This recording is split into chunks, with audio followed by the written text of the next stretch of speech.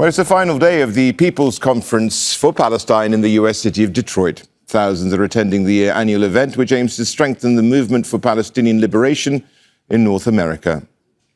Lea Kayali is an organiser with the Palestinian Youth Movement, joining us from Detroit. We're also again joined by our correspondent, Hani Mahmoud, in Gaza City. Now, Lea, I'm sure that you've got a ton of questions for Hani, given that he's at the epicenter of what is going on there in Gaza. But I want to ask you, first of all, how's the event gone? It seems to be a much bigger one than the one last year. Does that reflect a wider revulsion in the US against what's going on in the Middle East right now?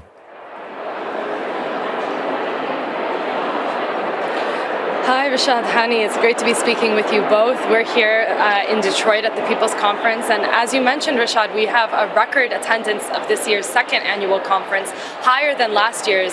And I really think that indicates that despite the fact that the Trump administration, even more than the Biden administration, has tried to crack down on the movement for Palestinian liberation, the movement is more popular than ever. Israel has been exposed for the genocide they're committing on our people in Gaza, and people will not be deterred by these threats by the Trump administration. The theme of this year's conference is Gaza is our compass, and that's because we understand the sacrifices that the people of Gaza, like the brave reporters like you, Hani, have given in order to endure and resist this colonial onslaught is one that we need to emulate in our resistance here as a movement from the belly of the beast, really, in the US. So Hani, I'm so honored to be speaking with you. I think the question on everyone's mind here at the conference is what compels you to continue to speak truth to power despite the relentless attacks on your colleagues, most recently, of course, Anas al-Sharif, who was recently murdered, and we've actually named the main hall of this conference after him. So what compels you, Hani, to keep reporting on your people and the situation in Gaza?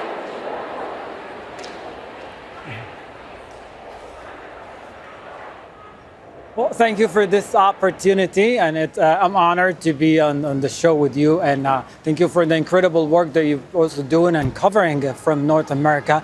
And let me start by the fact that journalists on the ground here across the Gaza Strip are the one who are telling the stories, the one who are bringing to the world what's going on, and it's the tip of the iceberg of what we see and what we experience on a daily basis. There are some of the stuff that we cover on a daily basis are not suitable for the screen. I know there is a lot of discretion going on when they get on the screen, but we try our best just to get the picture as raw as possible. And it just, when you look everywhere, there are so many things to talk about, so many stories to tell, so many pain to uncover and let the world knows about what's going on in Gaza. For the past 22 months, I'm coming from an academic background, and so I understand the importance of telling your own story. Our stories should not be told by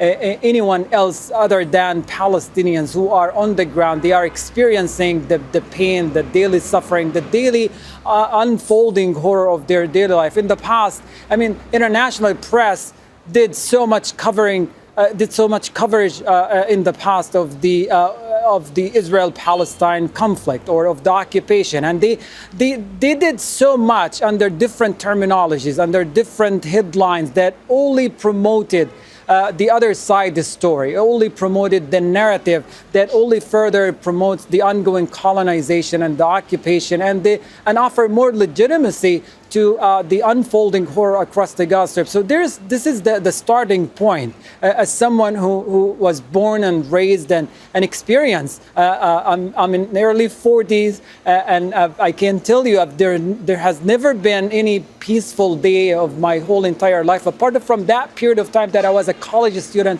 outside Gaza Strip. That's the only period of time that I recall that had been very peaceful, and I was very much focused and concentrated on what I wanted to do. But compared to the past years or the year followed, they're all full of violence, full of much of the hardship imposed on us by the Israeli military and by the ongoing occupation and colonization of the land. And I also believe each one of the people in Gaza here deserve to have their voice amplified, and their stories need to be told by their Palestinians fellow.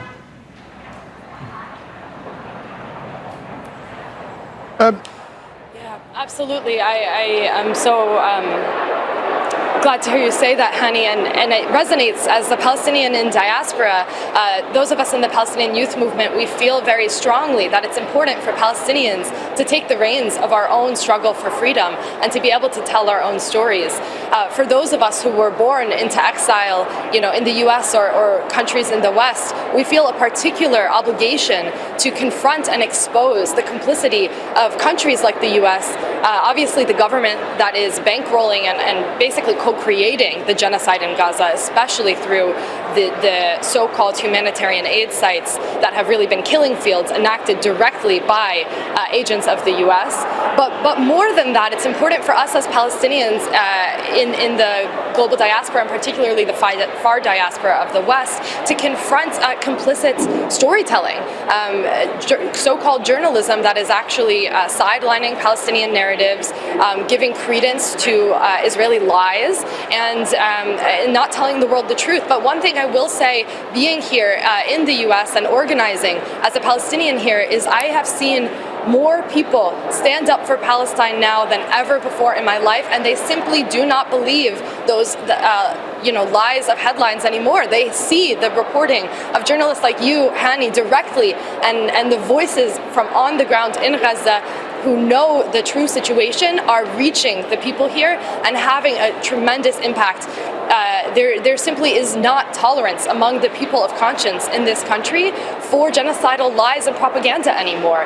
And so I thank you, of course, for being a leader in telling those stories. And I'm curious, what message you would have for people here in the US who want to center the stories from Gaza, people in Gaza telling and narrating their own experiences in this genocide and throughout their lives, as you've so accurately done just now. What's your message to people in the US and in the West, and also your message to the Palestinian diaspora and how we can support you in uplifting those stories?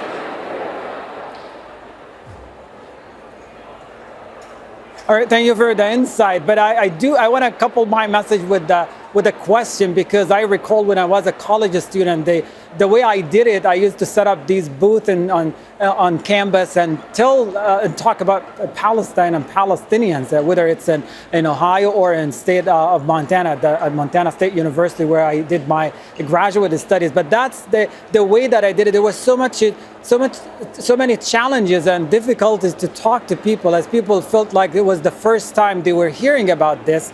And I think for the first time in my whole entire life, I think the past 22 months offered people in the West, particularly in the United States, because there's so much interest of the US in the region, for the first time in history, they have an opportunity to know exactly what's going on. They have realized how much they were being told different stories, different narrative about what's going on. And when I was a college student, I faced many of that challenges and hardship that I had to spend not hours, days and weeks and talk to people and explain things once, twice, 3 times. And now for that, I just want to know more about what you guys are doing, as there are more people who are aware of what's going on. There are people who are showing a lot of interest compared to the past, particularly the young generations. And how this sort of activism that you guys are doing is likely to impact the decision-making process later on in the US. We're talking about the large base of, for example, the Democratic Party or other interested groups in the US. But what is the plan? What are you guys doing in order to make that more effective, so we depart away from just the activism, the talking part, into something more meaningful, something more impactful that will hopefully change the course of events on the ground here?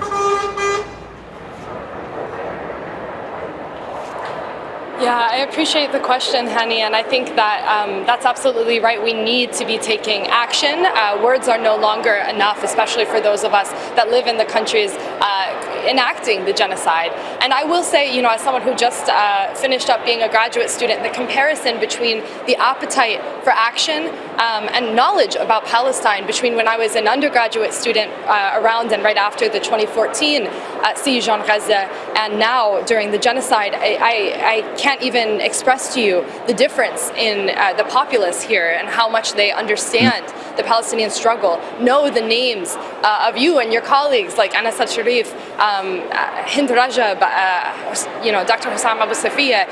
The names of Palestinians in Gaza are household names among many people of conscience here in the US, and that spurs them to take meaningful action. And to get to your question directly, I think at this point we've realized that we have really two parties supporting genocide in this country, and in addition to creating pressure on them to enact a full arms embargo at the level of the government, we also need to be taking action in our communities directly and targeting war profiteers to enact really a people's arms embargo.